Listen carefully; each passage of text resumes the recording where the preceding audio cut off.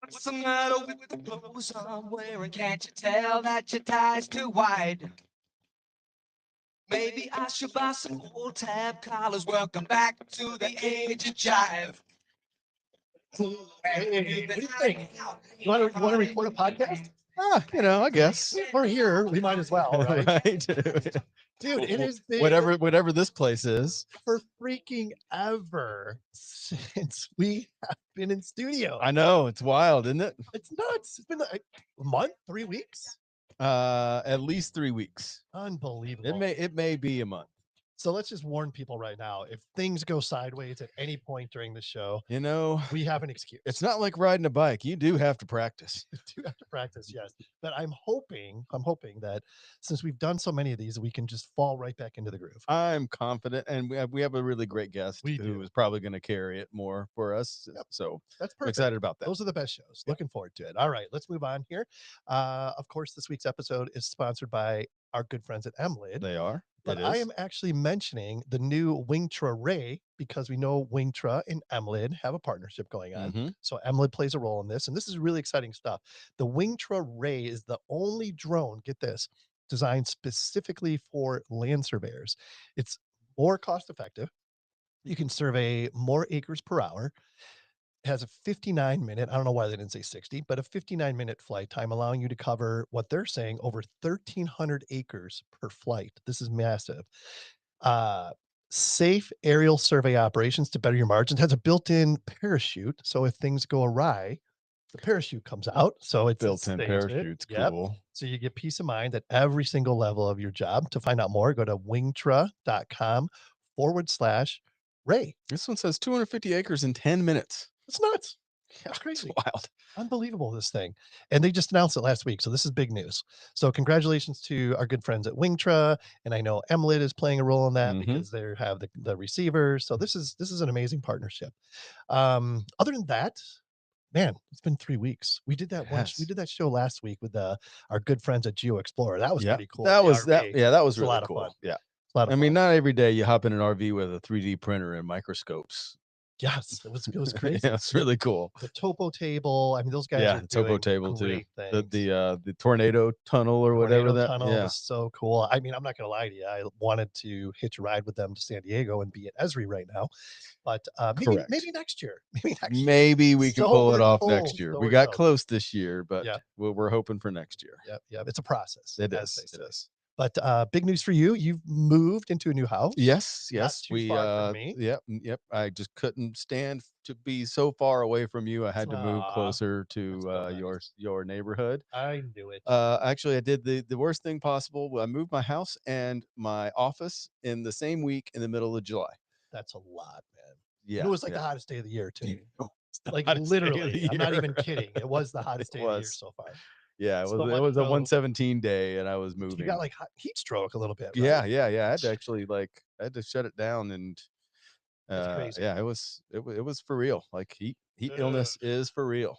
Crazy. But aside from when I get in the car, I don't know where I'm driving to because I inherently want to go to the wrong office or the old house. Other than that, everything is great. It's amazing. Yeah. Beautiful new house. Awesome. Yeah, pulled it all off. My mom flew out, helped us unpack, nice. kind of did the whole thing. What's new with you, my friend? Oh, geez. I've just been really busy with work, to be honest with you. I mean, it's the season on right now. Yeah, it is. And all good. Everything's great. Yeah, no complaints whatsoever. Cool. Yep, been traveling a bunch for work. Getting to go to Southern California, getting out of the heat, which is kind of nice. So I've been enjoying that. Definitely make time to get to the beach when I go there, just for peace of mind. So that's all good. But other than that, everything's good. That's good to hear. Let's move on here. Let's do it. Topodot song of the week. Topodot is the industry leader in digital twin production from Point Cloud Data. But did you know that Topodot offers a total data governance solution for free? Take control of your data with TopoShare. TopoShare turns your data into a valuable long-term asset. To find out more, go to topo.com. What do you got for us this week, Sean? This guy's been on, but I'm surprised this song hasn't been on. I don't think it has. I did a search and I couldn't find Yeah, it. yeah. Well, that was Billy Joel. Still Rock and Roll to Me is the song. Mhm. Billy Joel, American singer, songwriter, composer, pianist, widely regarded as one of the best-selling music artists of all time, known as the Piano Man after his breakout There you go. 1973 hit. Joel's career spans over 5 decades with more than 160 million records sold Unbelievable. worldwide. That's a big number. His signature blend of pop, rock, and classical influences produced iconic albums like The Stranger, 52nd Street, and An Innocent Man, earning him 6 Grammy Awards and induction into the Rock and Roll Hall of Fame in 1999. His song Uptown Girl Yeah. has A trillion what is that? plays. What is that number? Is that a Yes, that is 1.2 trillion. trillion downloads? It's probably listens, not downloads. Yeah, Yeah, yeah, yeah, yeah, yeah. That's insane. Yeah, people stream now, they don't download. It's not like Napster. It's not like Napster. Oh man, I'm We're so not behind the times. burning it on a CD and then Mm. playing it in your car. Well, that explains a lot.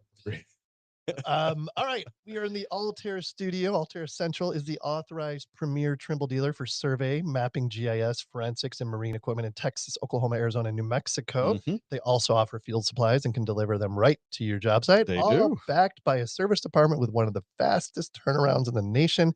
To find out more, go to altaircentral.com. Next up, we have the Hexagon Weekly Pro Tip. We have not recorded an in-studio show since we were at Hexagon Live Yeah, yeah, yeah, and then that was exactly a month ago. a month ago. Yeah, and we had a great time. Amazing time. What Yes, yeah, those it guys. was an amazing week or couple days. Yeah. Super great venue, super great That venue, hospitality. Oh, what was yeah. that, The fountain Fontaine Blue? the Fountain Blue. Yeah, Fountain Blue. Fontaine, Okay, sure. yeah. Amazing. It was I incredible. called it Fountain Blue. They didn't correct me, so that means they were just thinking I was an I idiot. was calling it Fountain Blue for a while, and then I looked at the spelling and realized it was Fontaine. Oh, okay. But building in Nevada. no kidding. Yeah. I did not realize Tallest that. tower. Oh, interesting. So anyways, Hexagon is a global leader in digital reality solutions. Their solutions are utilized across various industries, including manufacturing, infrastructure, public sector, and mobility applications to enhance efficiency, productivity, quality, safety, all the things. And we saw it all when we were there. Oh, yeah. The Yeah. freaking robot. Oh, yeah, that was one of those shows where it's like, I didn't no idea he did all this stuff. There was a NASCAR, there was the guitar play, Oh my the God, the guitar that played robotic. it, yeah, the robot guitar, that It was was cool. crazy. And we can't thank them enough. You know Yeah. what? I am gonna get those episodes out tomorrow. Yeah, yeah, well, it's perfect have my timing. word. Yeah, yeah. By Let's the do it. time people hear this, Yep. go and before you listen to this one, check Yep. out the Hexagon Show Tomorrow's the day. episodes. We talked to a lot of amazing Oh, people. so good. It was really cool. Really Awesome. Awesome. To find out more, of course, go to hexagon.com. What do you got for us this week, Sean? cool. Short one, but good one. Here we go. The secret of business success is to detect where the world will go and get there first. That is Elon Musk. Well, this was Bill Gates. That was Bill Gates. He has done that as well. But I'm just saying, those guys are like pioneers. It's incredible. I mean, you ever think about like all the things that Windows and Microsoft, like how ingrained it is and embedded in every single thing you do Everything you all do. the time? Incredible. Like all the programs that are just normal link, Mhm. like somehow you just grow up knowing Excel. Yes. And I would challenge you, Sean, to come up with something that the Geoholics can develop like that so that we can quit our day jobs. Oh, that easy? That's it. Oh, okay, Yes. cool. Yeah. Think about where what was the quote again? Think about where the world will go and get there first. Okay. If anybody can do that, it's you. I got some ideas. All right, perfect. All right, next up, the NLC prep question to make you think. I love these. NLC prep is for those dedicated to passing their land surveying exams in the very first try. This is a tough one. This is going to make people think a little bit. Yeah, yeah, yeah. All right. I don't know the answer to I am this, gonna but read I through know which this. ones they are. I'm reading through it. Oh, you read through it. Okay, yeah, Yeah. you should do that. All right, here we go. While performing a boundary survey, you discover that a recorded deed calls for a distance of 1,320 feet along the north line and a Mhm. monument at the endpoint. However, your field measurements show the physical monument to be located 1,315.25 feet. After researching the original survey, you find no evidence of error in the original placement of the monument. Hmm. How should you proceed in determining the true boundary line? This is a great question. Is it A, use the deed distance of 1320 feet since it was the written record and override the physical monument? B, place a new monument at 1320 feet and reference both in your record of survey.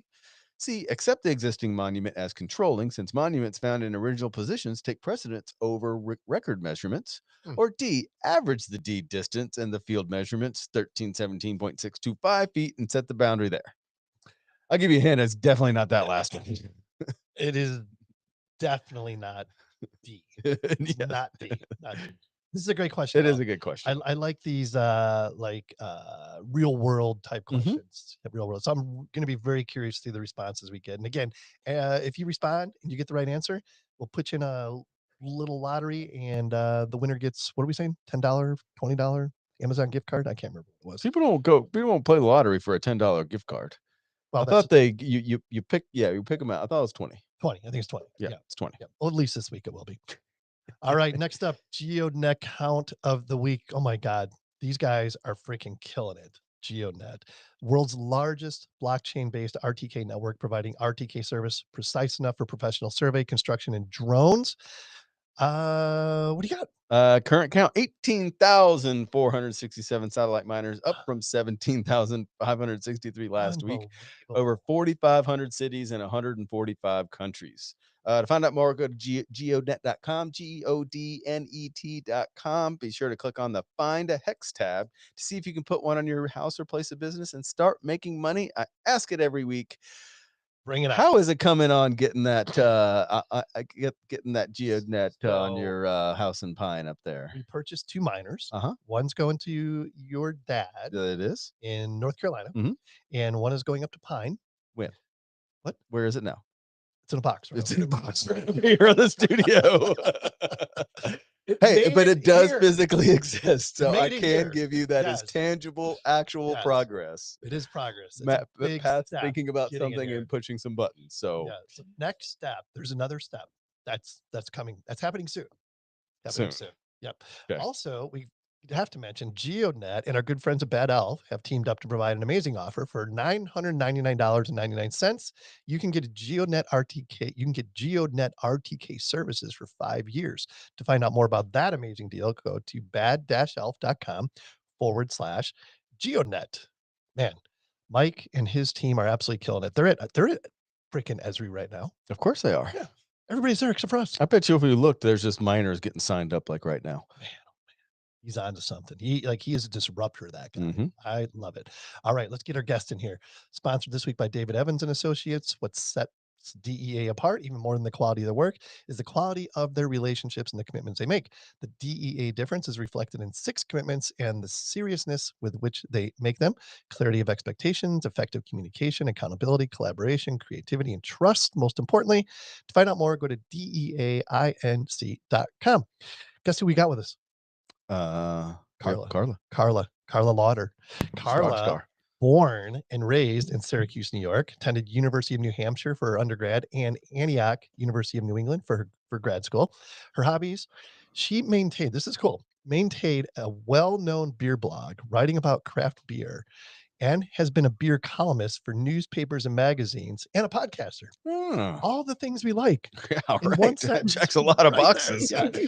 Her current hobbies include raising her 1.5-year-old daughter, Quinn. I love that name. And enjoying reading. You can probably relate to this. Remember these days, enjoying reading the same book over and over, stomping in puddles and naming things that she points at. Love it. It's awesome. Her job is she is senior content manager for Geoweek and the commercial UAV Expo. We're going to talk way more about that. And as a side note, she worked for NASA Earth Science on several satellite missions that were focused on the oceans. Cool. Yeah, we're gonna find out more about We that. should probably get into that too as well. Carla, welcome to the Geoholics. Thank you so much for being here. Yeah, thanks for having me. Appreciate it. Yeah, this is going to be a lot of fun. Mhm.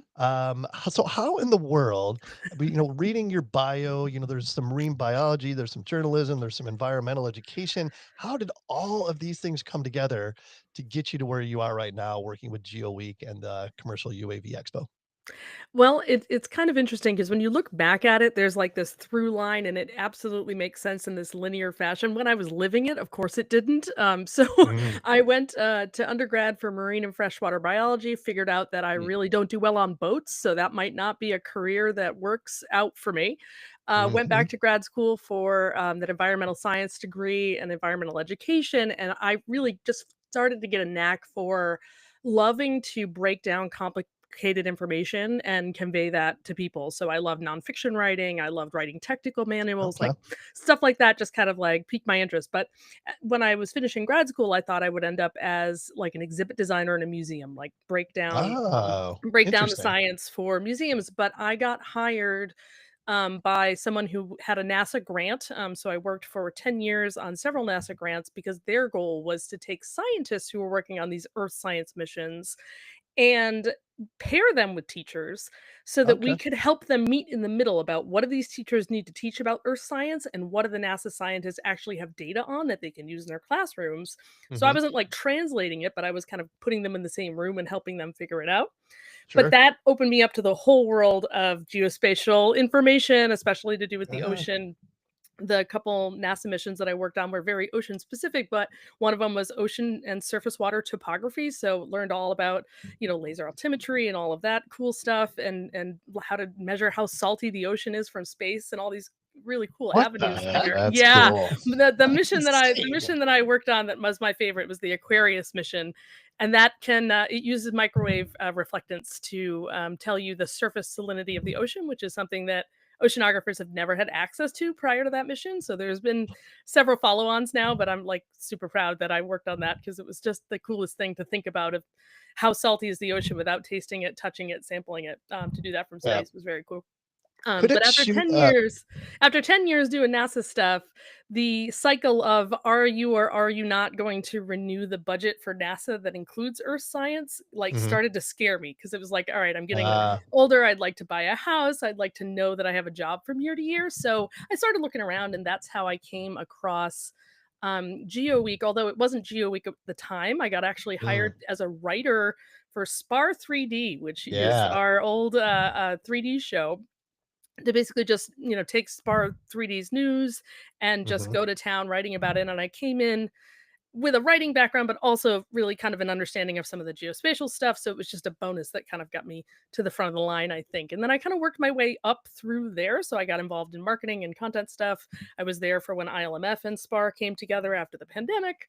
And then, yeah, Oh, okay. yada yada yada. Now I'm in charge of the conference. So that's Wow. it's but it like that story like makes linearly sense Yeah. now.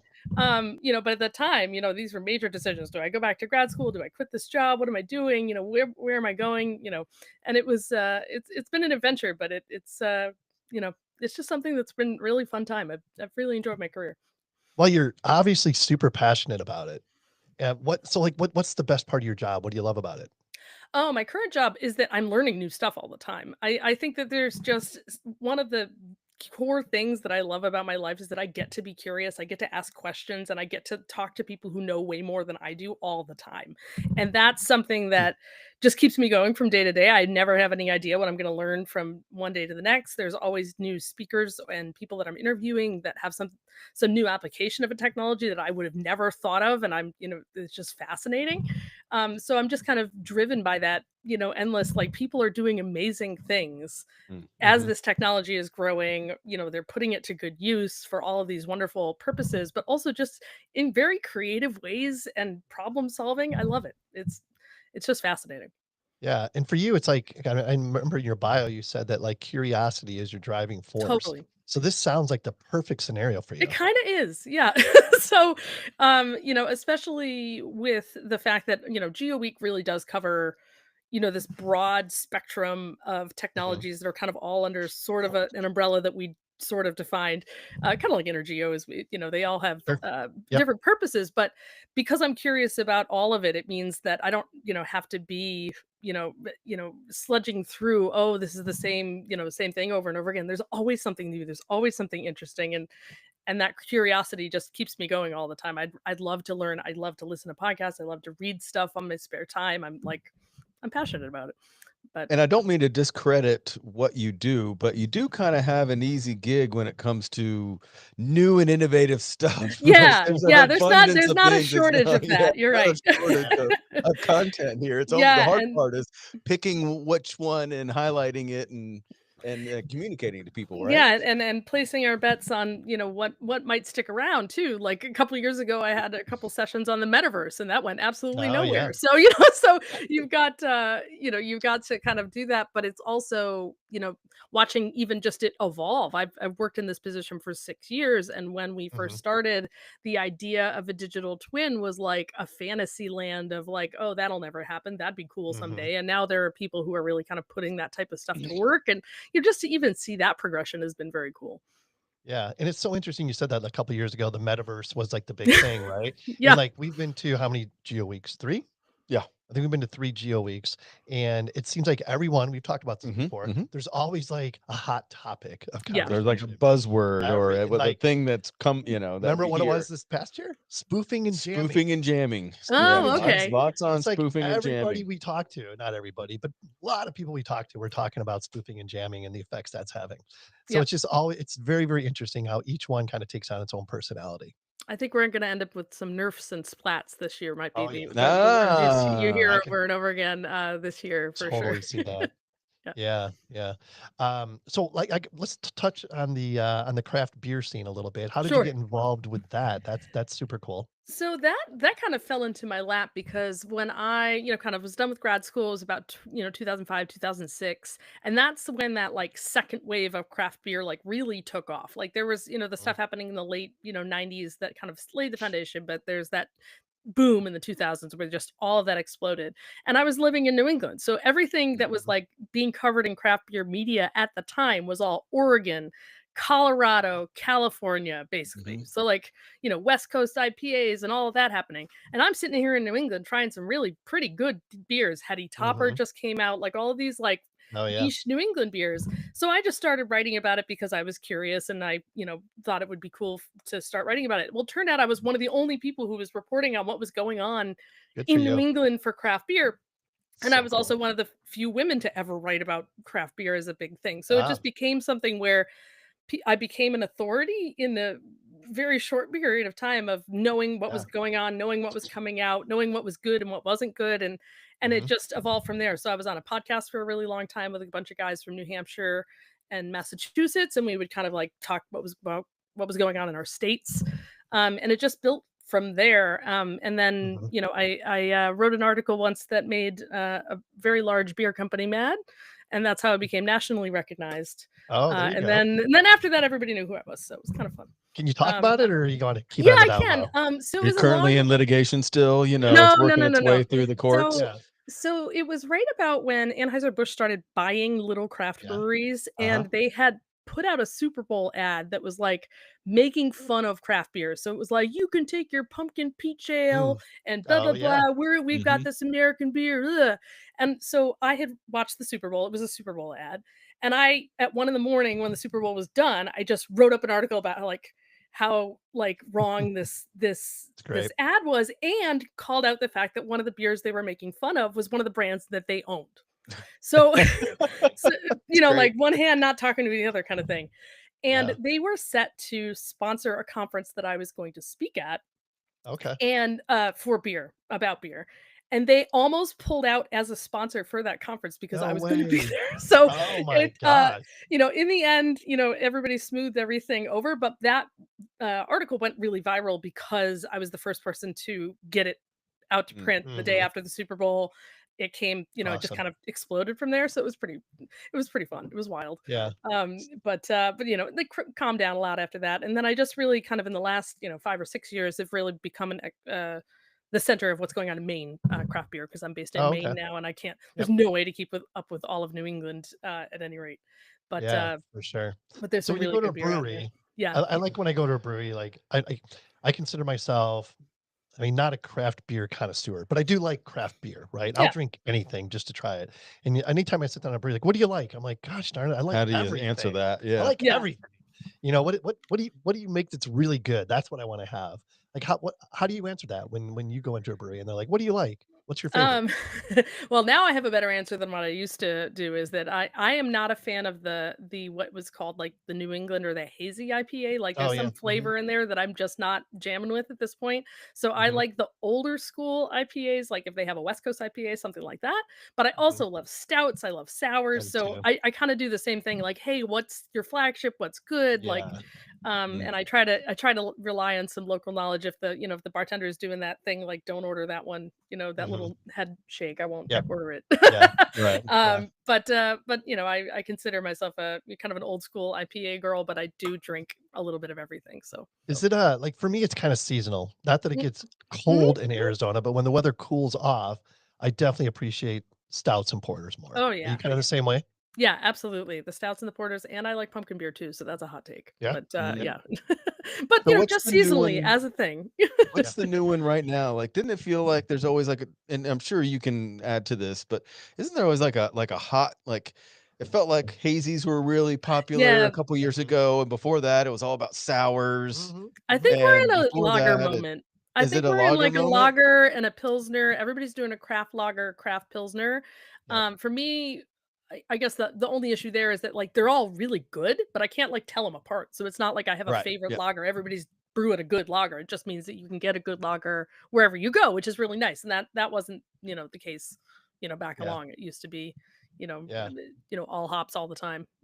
Right. That's also why you like Germany, because I know. the beer's Yes. great. Mm. They Yeah. also have it's different, and the Mhm. lagers are amazing. Yeah. It's And just they're lighter and just refreshing and easy to And so drink mhm. and clean. Yeah. so Yeah, so clean. clean. Yep. Yep. So let's go back to your NASA experience. I want to ask you Sure. one more question about that. You Sure. mentioned was the Aquarius, right? Yeah. That was Aquarius. one of those Yep. things. Is that the one that checked the saltiness or the Hmm. salinity of the water?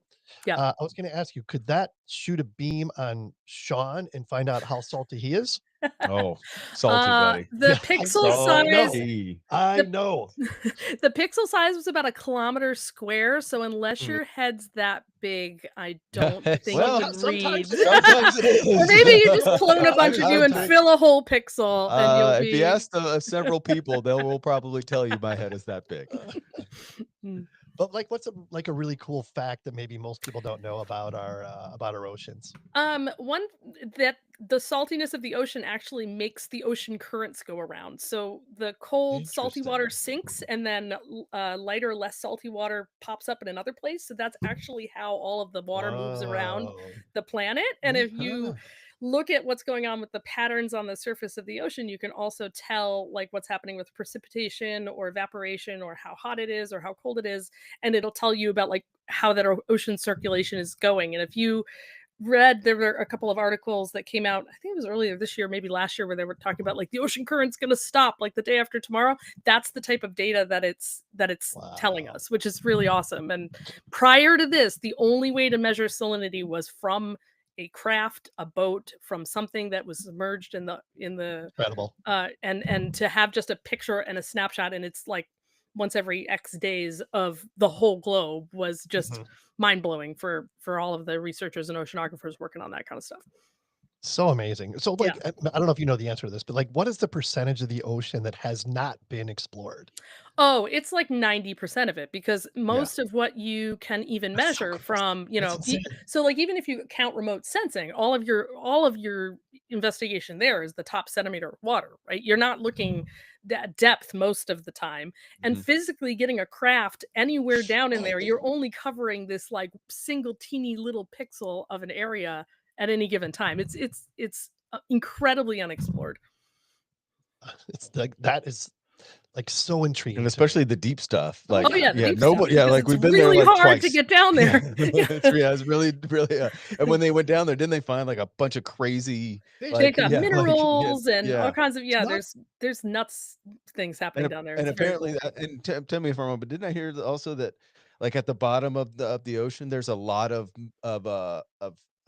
resources like for Mhm. EVs and a lot of stuff that we could Yeah, use and we mine for. Yeah. It's like right there. If you could just have a scooper that gets down yeah, that low, you Yeah. could have it would make all the difference, but you can't physically get Yeah, it and just it makes becomes 0 a sense to go cost. down Yeah, there. it becomes a cost problem because like the amount Right. of money that you would spend to extract it wouldn't be worth what you're getting out. Same thing with asteroid mining. It's comparable yeah. like in cost to going to an asteroid and taking the amount of the stuff you So want off of crazy. it. Yeah, Yeah, it's just because crazy. Neptune's made of diamonds doesn't matter because it's not like you're gonna get it back at all. Right. Like, You know what else there's a lot of in the bottom of the ocean?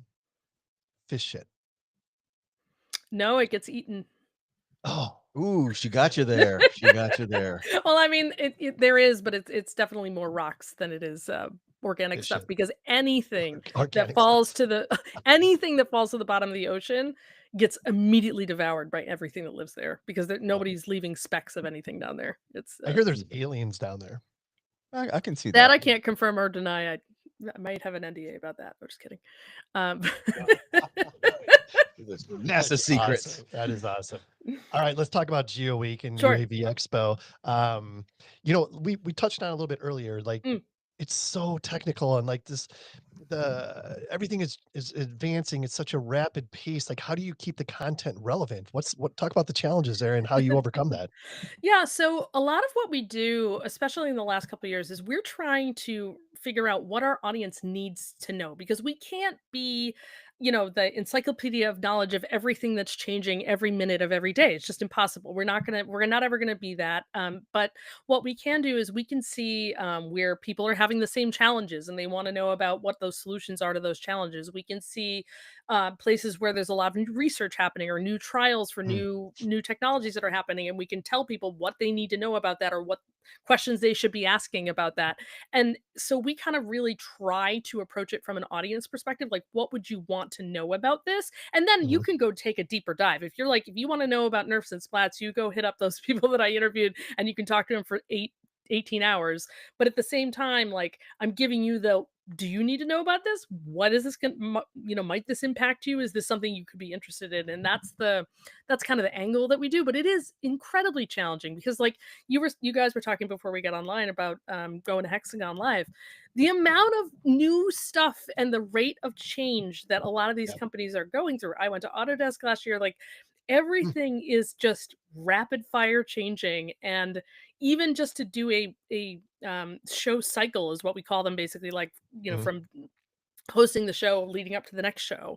We have a call for speakers, right? But that ends in July. Our show's in February. So like between July and February, we've had like giant seismic shifts happen in the technology. So I actually, you were talking about, kind of the hot topics that pick up. I tend to save a conference spot. There's like my little like secret box for like 2 months out. And I'm like, oh, nerfs are a thing now. Yeah, that's genius. But because you have to, because if you're basing your conference on, basically what someone put an abstract in, 9 months ahead, it the is rate of stale. change It is stale in 9 too months. fast. Yep.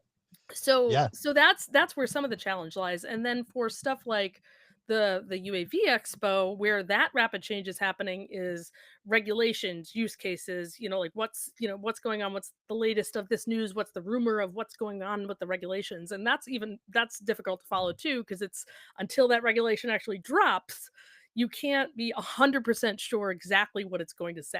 So it's something that, that's happened, mid shift, for us before. We've had announcements on stage where something's happened. So it's just a lot of challenges to make sure that we're still providing, as relevant as we can get, as up to date as we can get. And, we're trying all the time, but I tend to look at it through that audience lens. Like, if I was attending, or if I'm reading this, or if I'm reading this blog, what do I want to walk away from with this? And I think that's the only thing that kind of can keep us consistent throughout, because that's the only thing that we know our people pretty well.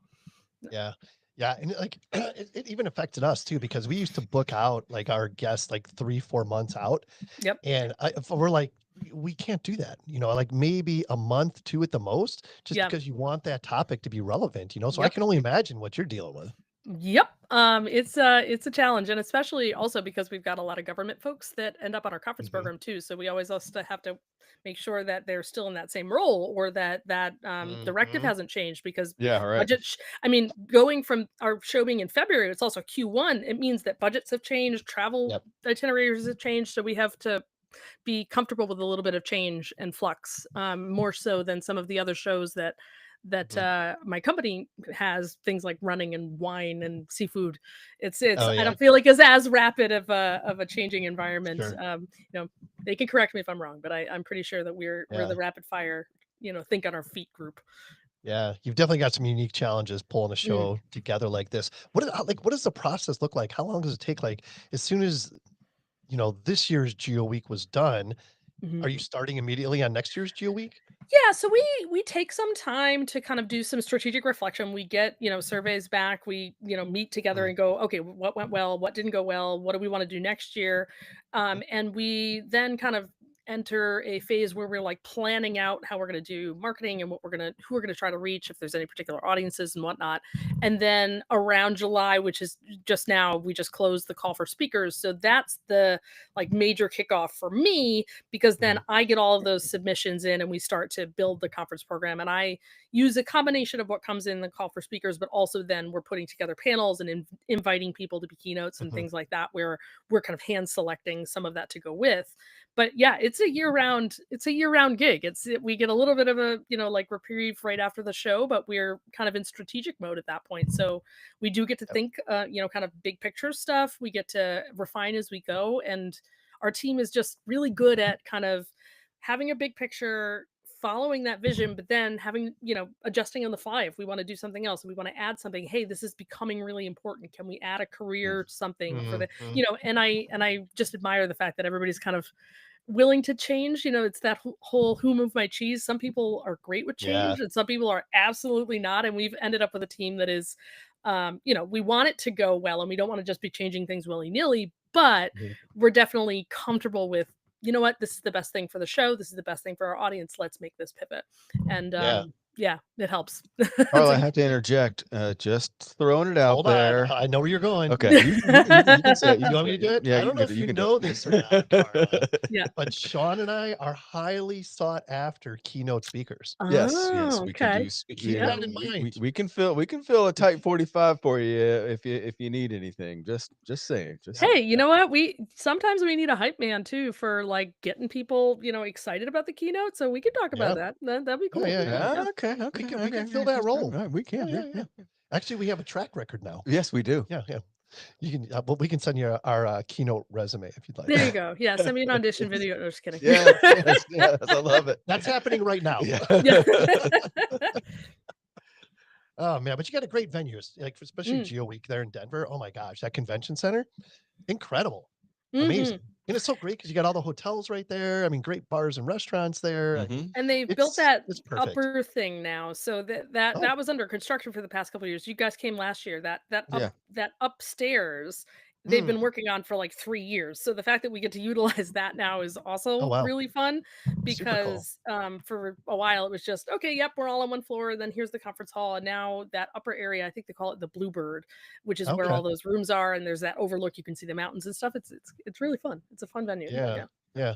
What is there any and I guess I don't know, I'm not asking you to like release any secrets or anything, but is there anything at this year's event that you're already excited about, whether it be a technology or a process, hardware, software? So is anything coming to the surface already? So from a content perspective, like the actual topics, I've already mentioned nerfs. We're definitely going to be covering some more of that in a practical sense, because we've had a couple sessions that were like in a speculative sense, but there are people who are putting this to work already. So we're trying to get more examples of like where it's being useful in actual workflows instead of just as a fun thing that you can do. But from a process standpoint, we're also going to be introducing roundtables this year as a session type. So we're trying to encourage more peer-to-peer interactions, maybe birds of a feather, people all the same type of job or role can get together, but also to talk about various topics like the NSRS modernization effort and get their kind of questions answered. So we want to have this more interactive environment for some of our sessions where people can talk to each other instead of just being talked at through a podium. So UAV is doing that in their show as well. We're going to do it a little bit differently than than them, because we really are going to be focusing almost like workshop-y stuff. But those are TBD what they actually are. There is going to be an NSRS one, but there will be a couple more that are surveyor focused, and a couple more that are kind of new tech, or what do you need to know for the workflow, for a couple of specific use cases. So it should be kind of fun, because it's a new format for us. Usually we do those either presentations or hybrids, or panels, and this will be fun to kind of let the audience participate and be part of the actual session. And it seems like every year it's growing. There's no doubt Mm, about it. yeah. And I thought I heard something. Maybe it was that new area that you were mentioning, but I thought if this last year's event, they're like next year it's gonna be twice as big or something like that. Like you're expecting some significant growth this next year. Yeah, our footprint changes year to year. So yeah, Okay. we've been really kind of expanding out. I don't know the like floor plan square footage numbers, because that's not my area, but yeah, Yep. we're seeing just so much interest and so much growth just across these industries, and the Yep. importance of all this tech is really like coming to bear. Like, this is super important for accuracy, for saving money, for making people safer, and like Yeah. all of the reasons that you guys already know why Mhm. this stuff is great. But I think it's hit a kind of an inflection point where we're kind of less in the nerd shadows and more in the like everybody Mhm. should be doing this, and now I need to pay attention Yeah. space. Yeah. How do you get it out there? You mentioned, in some of your strategy meetings, it's about, if you're going to market into a new Yeah. area, like how do you do that? And how do you identify, like, and like you said, or you're moving on from just nerd spaces into Yeah. actual real world people that see Yeah. the light and don't live in the basement. But uh, talk a little bit about the marketing strategy and implementation. Sure. And we have an excellent senior marketing manager named Laura, and we used to have our team split so that we were working on multiple shows. So like you would go from one show to the other and back and forth. Mm. And they've reorganized us so that we're now like our team is focused completely on Geoweek, and the other team is focused completely on UAV.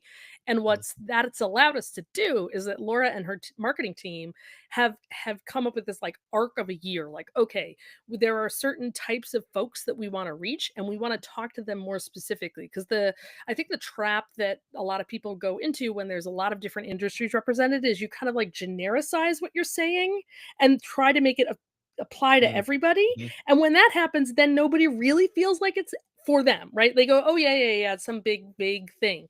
But what we're doing is we're actually doing smaller messaging efforts. So things like direct emails, and working with partner groups and whatever to get out to their membership, because we want to talk to them specifically. Like, you are a land surveyor, here's what we want you to know about our show.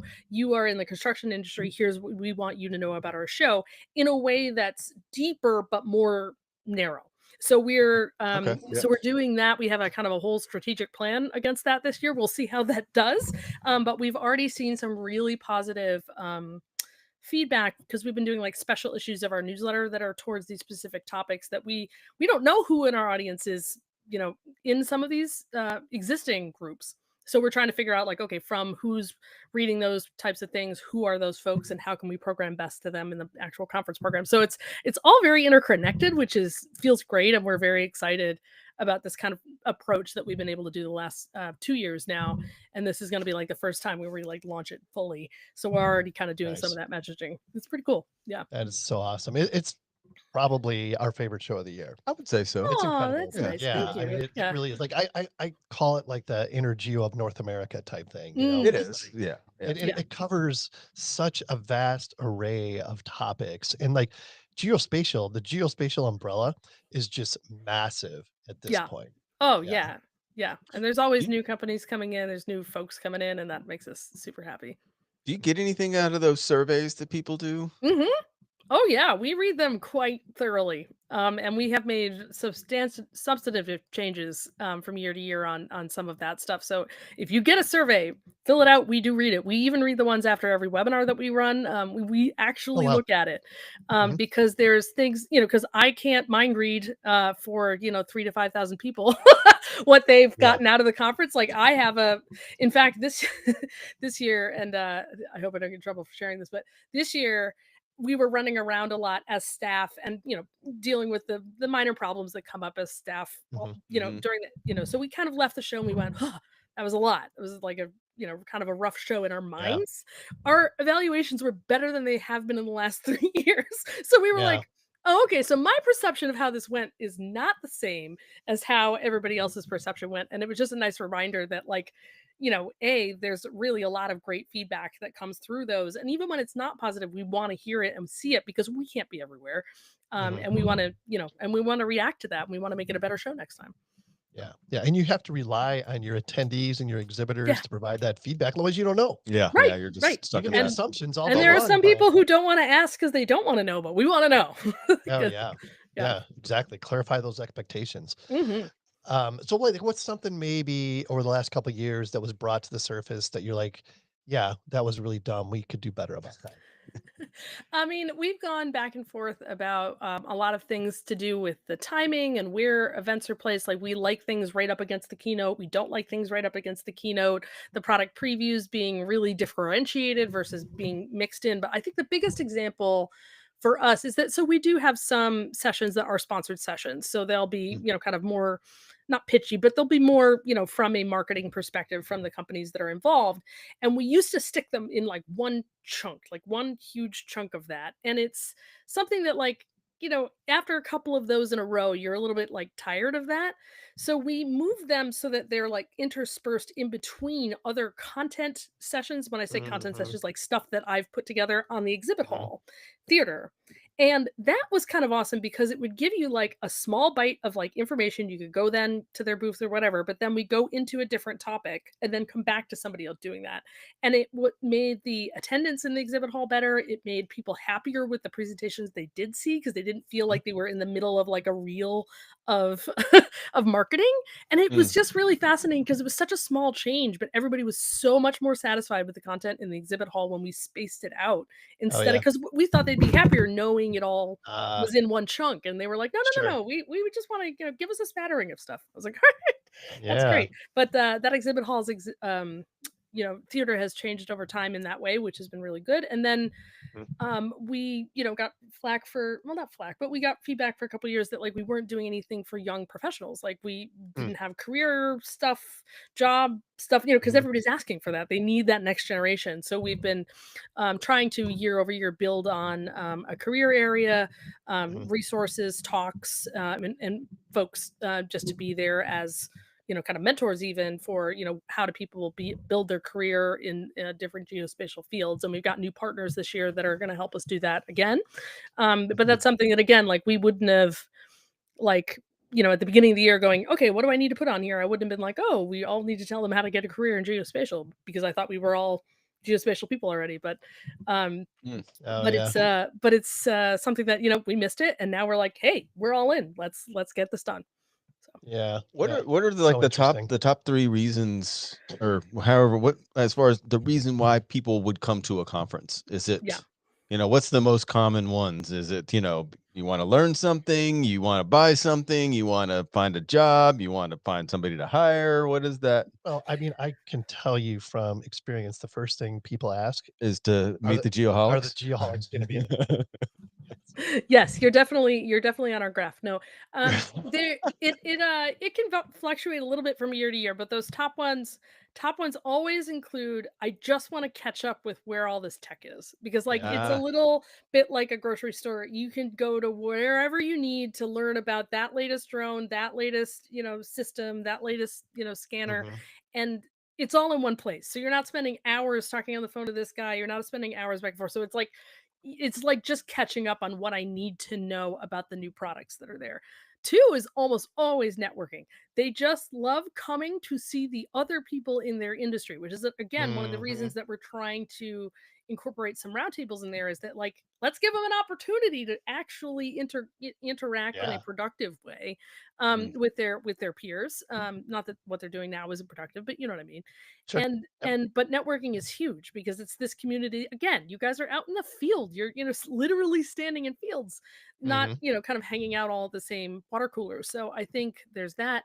And I think that we call it something different in our survey, but it's also learning from others how they're solving problems that you have. So Mm. kind of hearing those use cases, but also hearing those failures of, like, I did this wrong, and Yep. next time I'm going to do this.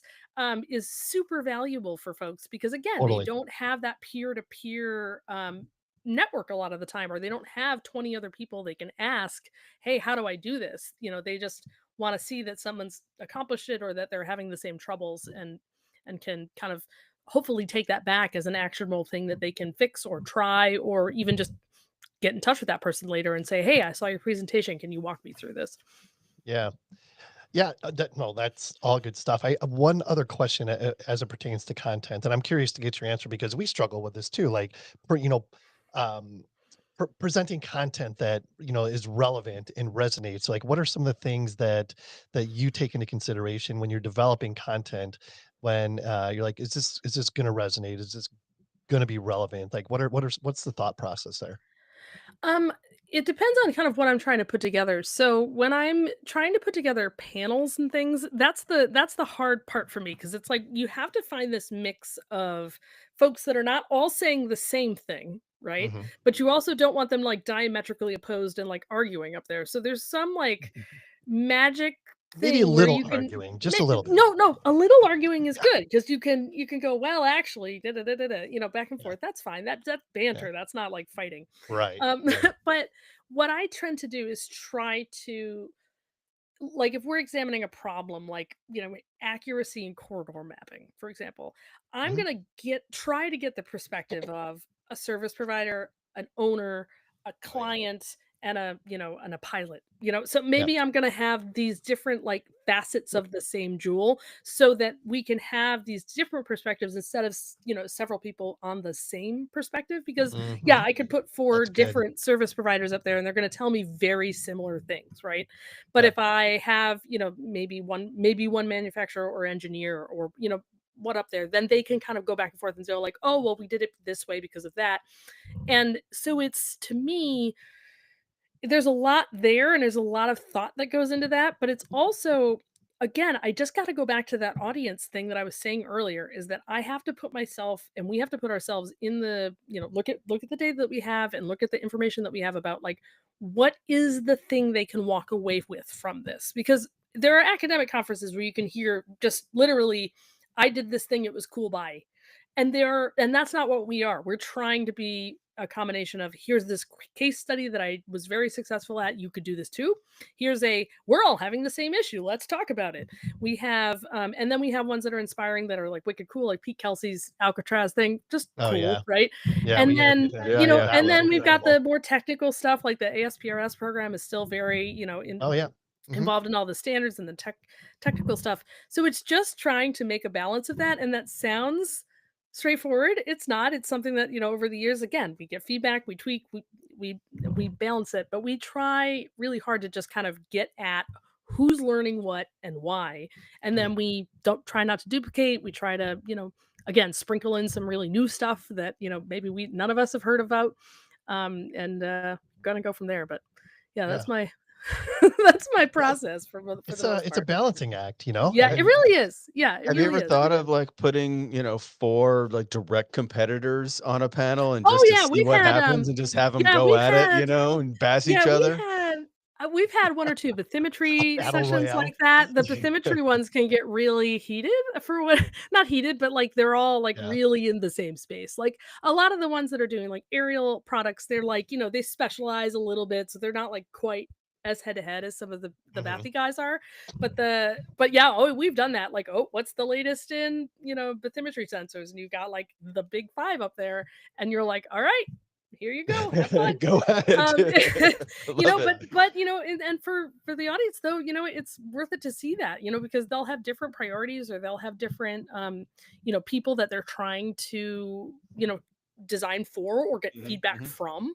A lot, all these manufacturers, they get feedback from their audience, so if they can articulate why they've done something or why this spec is more important than that spec, like that's super valuable. And if they tease each Mm. other a little bit while they're up there and it's funny and it's a little tense, like that's more butts in Yeah, yeah, seats to that's what watch I'm that. I don't thinking. know, it's That's fun. cool. So Yeah, yeah. definitely. Yeah, and the one thing I love about GeoWeek is it's not just for surveyors, it's not just Mm. for geospatialists. Like, even if you're in like an adjacent profession or whatever, I mean, it's for anybody. There is so much Yeah. offered at GeoWeek. It's incredible. Yeah, and I love hearing from folks who come to Geoweek for the first time and in like an adjacent industry, and they Yeah.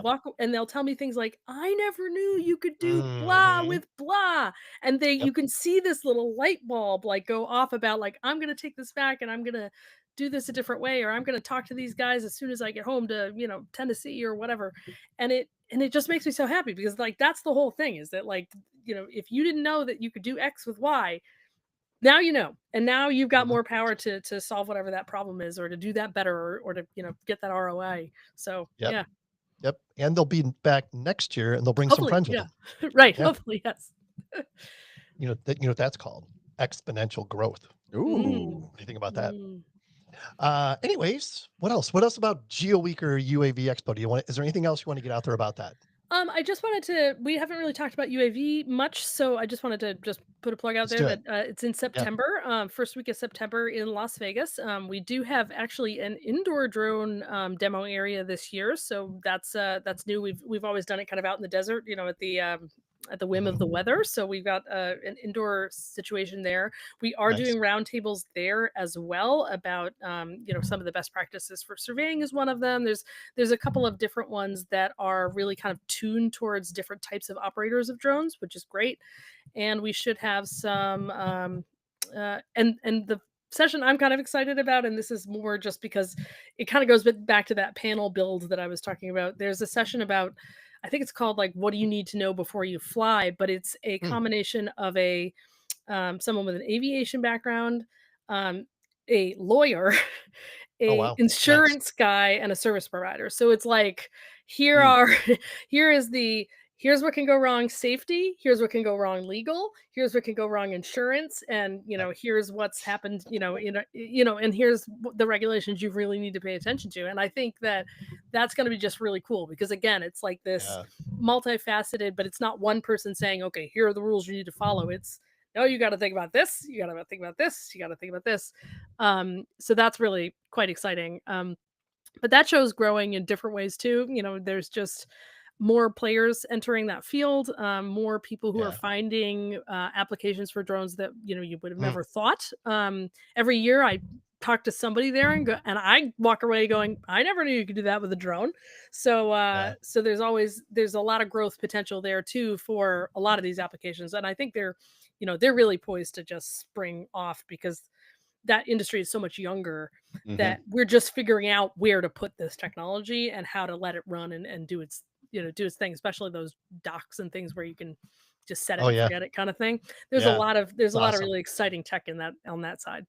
Yeah. Yeah. If the next Geo Week is going to be all nerfs and splats, what's the hot button, the buzzword that's going to be Well, around UAV coming up? UAV is I'm certain there's going to be a ton of stuff about Part 108, which is the next regulation Mhm. package that they're putting out. Mm. So I'm not as big of an expert on the regulation stuff, but I know that that is the thing that is going Mhm. to be talked about there.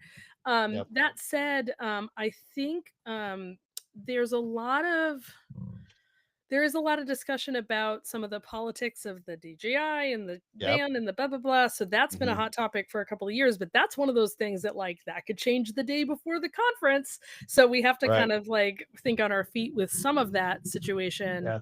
Um, but in terms of like the actual technology, I'm not really sure if there's like one particular thing that's like, ooh, this is really neat. Yeah. I know that I was listening to your intro there too that like Winkter is going to be at our show. All of the manufacturers that have their newest things out are going to be there, and it's just yeah. I always walk around, like I said, I always walk up around, and I always end up going, wow, I had no idea you could do that. Yep. So it's a pretty fun show. Yeah, It's I mean, it's just like every year, flight times get longer, Mhm. payloads get yep. bigger, Or um, smaller, or or the craft gets yeah, craft gets smaller. smaller or bigger. Yep. Now you got Amazon delivering packages with drones. I Mhm. mean, there's so much happening. There's so much Crazy. happening. Yeah. Again, hard to keep up with it all. Mm-hmm. Definitely takes effort. Yeah. What else? Anything else, Sean, about that? No, no, no, I'm excited. So this is a new segment, our quick fire wrap up Yeah. questions. I love these. Do you Yeah, like these these? You like yeah, this yeah, yeah, I idea? think you did good. All right, let's do. Well, it says five, but there's four. There's yeah, I was gonna ask, but Yeah, well, there's 5, but there's there only was 4. five, and I took one out because I didn't really care for it. Okay. But so we're gonna go with four. All right, here we go, Carla. Sure. So Wrap up quick fire question. Syracuse winters versus toddler parenting. What is tougher? Syracuse winters, 100%. Mm, Toddler parenting is like happy times most of the time and a couple of stubborn, obstinate things happening. Syracuse winters are gray, depressing, and horrible. So, I like, could not do it. yeah, Yeah. no, it's just Could not do sad. it. It's just gray. It's the gray. The gray is Yeah. what kills me. It's not really the winter. We have colder winters in Maine, but it is Yeah. the gray. Ugh, Mm-mm-mm. seasonal depression. Mhm. Right? Yeah, Ugh. I'm done with that. Thank you very much. Yeah. Yeah. Pick the next one there, buddy. Go to bedtime book for your daughter right now. The one you read over and over. Right now, it is the Pout Pout Fish, which is a very repetitive book. I'm a pout pout fish with a pout pout That is face, and I Sean's new nickname. spread the dreary Pout Pout wearies all Fish. over the place. It's about a fish that has like a, a frowny face. And so everybody said, "Why are you so upset?" And he's like, "It's just my face." And then in the end, some other fish comes along and makes him happy, and then he smiles. So it's a, Oh, it's I a, thought it was I'm gonna the be. other but it's fish. a I thought it was gonna be very like he really is just upside down, and then the whole no, but he thing. goes, You're "Oh, the I'm Pout a Pout yeah." fish. I'm the other fish. Yeah. That makes you Sure, happy. I'll give you that one. Yeah, but it's a very like it's a longish book for a board book, and it's I'm a pout pout fish with a pout pout face. So I've said that about 10,000 times in the last 6 months, I think. It's Yeah. so awesome. So, what is the toddler song you secretly don't mind hearing on repeat? Maybe it's the Oh, Pout Pout Fish song. no, I hope there's not a song that goes with that book. No, there is actually an entire artist that I really, really dig, and the toddler artist is called Caspar Baby Pants, and he is the former lead singer of the Presidents of the United States, the one No that sang the way. No Peaches song. way. Yeah, look up like It's awesome. there's one called Free Couch, and it's about a tick that lives in a free couch, and it's just like they're all really tongue in cheek, but it's the guy, it's the lead singer from the Presidents of the United States, that alt band from the 90s. So Yeah, but they're no, all they're really good. They're all really good songs. There's like what was the name of Is it the artist? Peaches? Caspar Yeah. That Baby was the Pants. song. Yeah, and With the a song C. Caspar. the song was Peaches back in the day, but Yeah. the Caspar Baby said they have like Disco Hippo and Bad Blue Jay, and there's just so many. He's written so many songs, Oh my but I gosh. have like mix cards and like things that things that play on my music player that are just mixes of that, and it's fun. It's a bop, even if you're not one and a half. We're gonna use one of these songs for the You outro, definitely just should. FYI. You definitely should. He's got 50,000 followers on YouTube. That's Yeah, that's not Nothing bad. to sneeze at. Right. Yeah. Last one. You want to grab this one? Or you want me to do it?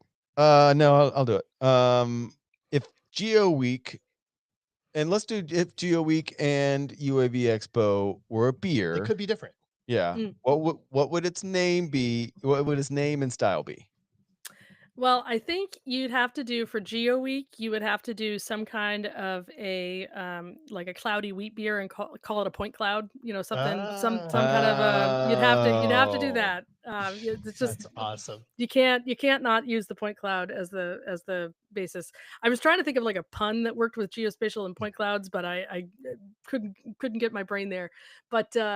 But then on the UAV side, probably like a Pilsner because they're like nice and light and airy, Yep. and you think Yeah, I of was thinking. flying, Oh, yeah, I was thinking. treetop light and flyer, yeah, yeah. something, Something something fun floaty like that. feeling. Yeah, something floaty Yeah. feeling, light like that. Could be very cool. Yeah. I love it. I love it. I would have leaned more towards like Geo Week being like a stout because it's cold. Mm, It's cold. it is But that's cold in just because February. You're it's right. such a shock for us because we live in Phoenix. Yeah. So That's that's like the true, coldest yeah. we are every Yeah, we year go- is Geoweek. Yeah, it's actually some years it's warmer in Colorado than it is in Maine. So we're like, yeah, this Oh, yeah. works for us in February. That's great. It snowed 2 years ago, Yeah. and it was Mhm. still traumatic for us. Well, at least you Still don't wake have to up in deal the with middle it of the all night. winter Yeah. long, and at least you get the sunlight most of the time. So that Ugh, works. people are Yeah. crazy. No doubt. All right. One last closing question. I like Sure. this. So you've built a career fueled by curiosity and storytelling, which we've been talking about for the last hour, and I love it. If our listeners took away just one thing about embracing curiosity in their own lives or work, what would you want that to be?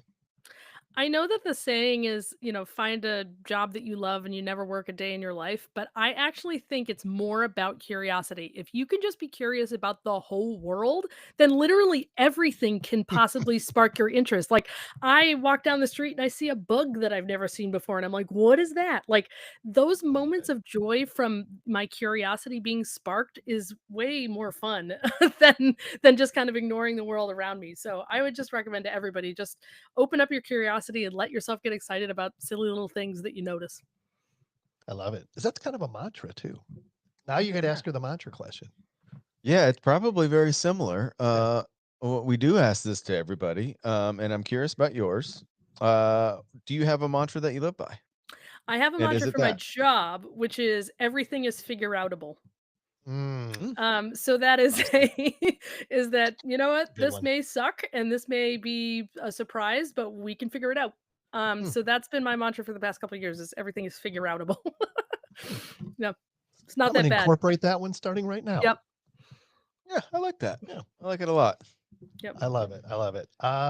What else, Sean? You got anything else? No, this has been great. This has been a great conversation, Carla. Yeah, I absolutely. Thank you know for you're having on the me. East Coast and it's getting late where you are, so we can't thank you enough for taking the time to be with us. Oh And you yeah, have a absolutely. young daughter, of course, that it could also be a challenge. So just thank you, and thank you for including us in Geoweek.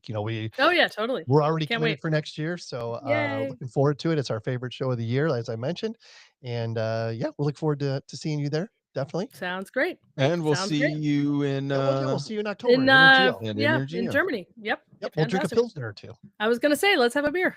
Let's do it. Let's do it. All right, cool. Sounds Here we good. go. There we go. Run, baby, run. It's some Casper baby pants.